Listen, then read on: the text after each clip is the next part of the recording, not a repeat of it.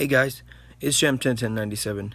I know it's been a while, and I even missed last week's D&D video, but this week I'm going to upload a lore video that a lot of you have been waiting for.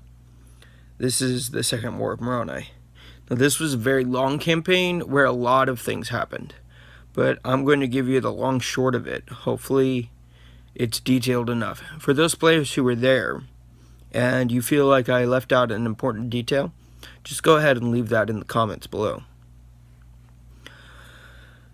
So our story starts right where we left off, with the gods of Nightguard Heaven trying to build a world, deciding to build a world. But as they were doing that, they needed a magical source, and a being named Jenova presented herself and said that she could fuel their world with magic if they'd let her join the circle of the gods. They agreed, and she did. She used 5 stars to harness a magical energy onto the planet or the world, and those 5 stars just supercharged it with magic.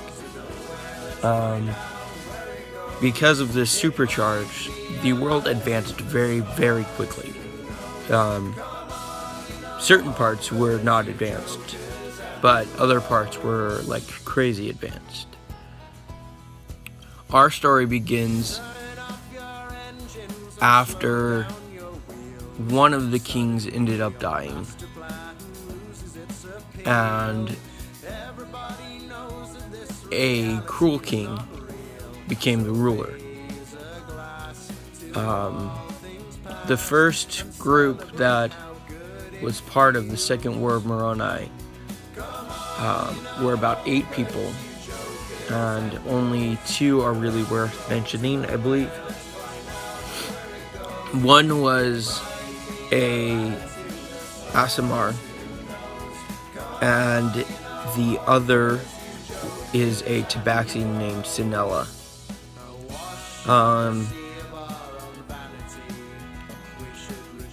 They all went into the city, the capital city of the world at the time. The place was called Maroni. And there they found out that the ruler was forcing every citizen to pay 1 gold piece, which is very hard to come by in this oppressive world. 1 gold piece, and are required to go see a show at the Bree Tea Leaf Theater. Well, the Aasimar happens to have Bree Tea Leaf as his patron. He actually came from the Sword Coast, but was invited to this world as the protector of Bree Tea Leaf. And so when he heard this, he was very angry. They ended up going to the theater, most of them sneaking their weapons in. And there was an assassination attempt on the king during that time. The heroes ended up fighting off the assassins, but the assassins got away with a gem in the center of the city on a fountain. Coming to find out, this is one of 9 very powerful gems that harness the magic of Jenova. So the king ends up taking the entire group aside and demanding that they go after the assassins, which you find out are part of a resistance group. So the heroes decide to do so. They end up tracking them to a cave, where as they go deeper and deeper, they ended up running into this spider fiend, basically. A giant humanoid spider that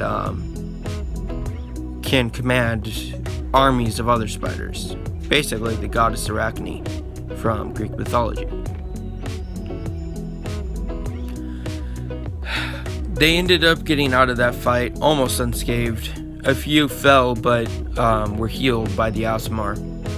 When they got back to the city, they were greeted by a crazy old man who was screaming about the fact that there are humanoid pandas in the world. Let alone the fact that people don't know what a panda is. It was kind of surprising to most. In the end, when they got there, they found out the king had put up wanted posters, and now they're fugitives. They ended up getting taken by the royal guard, taken to the king, where they talked to him, and the king said that he wanted them to die at the hands of Arachne. When they heard that, a couple broke free and went to attack.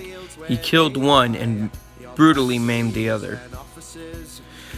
He sent the group to a prison just off the coast of Maroni. And at that prison, they met a orc who works with the resistance. At that point, they decided they would join. They broke out, and during the process, one of the group's members, a little wizard boy named Rex, ended up falling to the headmaster there, who could use great elemental magic. And Jake Righthand went to save him, and Jake Righthand was also burned. But Bree Tea Leaf did come rescue Jake, and she raised him to the celestial plane. So they broke out, they traveled across the ocean, they met two other characters, a kobold known as Turkin and a Cancun known as Drit. The Cancun is actually a druid, and Turkin is a cavalier. The druid would often turn into another animal and have Turkin ride him. They were traveling across the ocean back to the mainland when they came across a weird shape. They assaulted the weird shape and found out this is a gargantuan dragon of sorts. It ended up flying and sending them to another place that they have no clue of. And most of their journey was a lot of random teleportations via magic of the gods, or weird situations that they ended up getting themselves into. But over time, they would end up losing a lot of their friends and gaining more. Nearing the end, they have collected a lot of the gems of Jenova. And they had found a place called Pandora's Box. It's a thick jungle holding a treasure chest that holds great power. So they were there to protect it when the king of Maroni ended up assaulting the group and stealing the chest. At that point, they knew that was the last straw, and they gathered up all the friends that they had made and set up a army, basically. And they attacked the city of Maroni.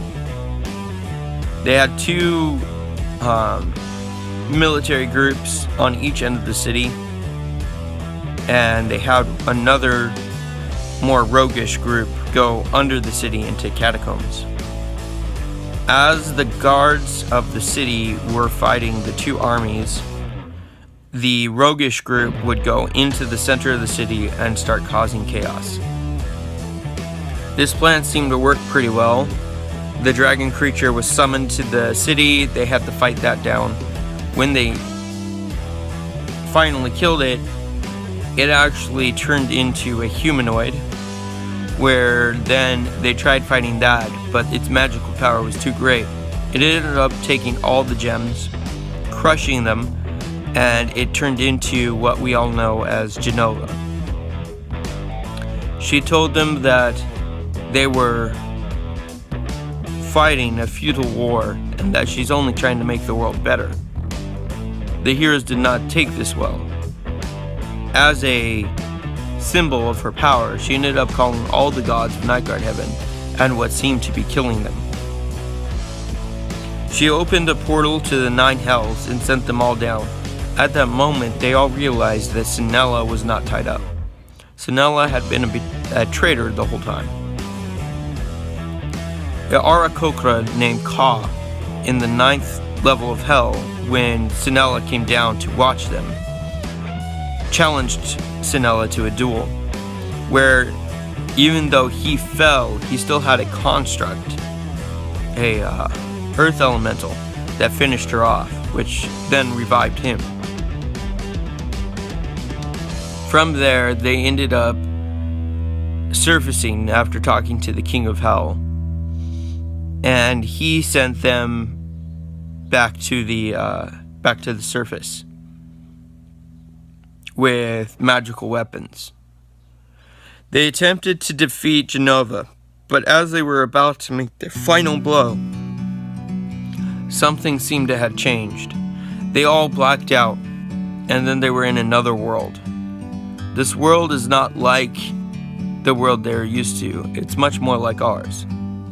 And there they found a woman, also named Jenova, who seemed completely clueless of what Jenova had done to them. At this point, the heroes were all puzzled, and they noticed that it wasn't just them, but all their fallen friends as well. Even Jake Righthand was there. She promised them all a chance to either return home or stay in her world. A couple chose to stay, and others, many others, asked to return. After that, all the heroes who had fallen to the Second War of Maroni seemed to have been brought back. But the war was over, and there was no longer a king to rule.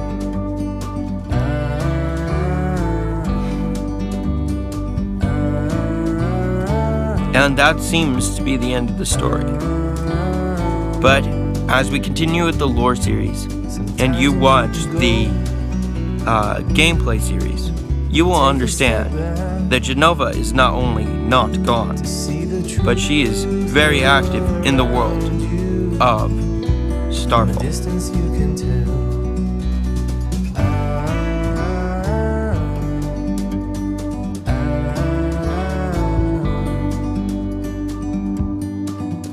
You and me were meant to be.